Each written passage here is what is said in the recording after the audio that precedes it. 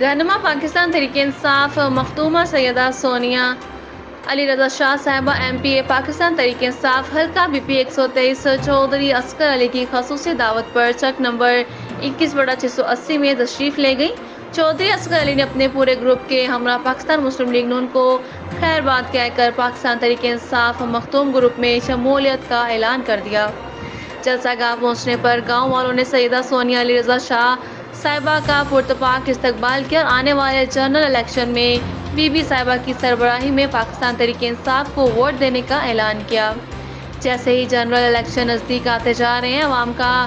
جم غفیر و مختومہ صاحبہ کی قیادت میں پاکستان تحریک انصاف کے جھنڈے تلے جمع ہو رہے ہیں۔ انشاءاللہ جیت عمران خان کی ہوگی۔ اس موقع پر میرے ہمراہ سید ماجد علی شاہ، ایڈوکیٹ رانا فواد احمد خان، میاں خالد، میاں مہر لیاقت، سیال پیر ثاقب الطاف، میاں مدثر، میو مہرہ اعجاز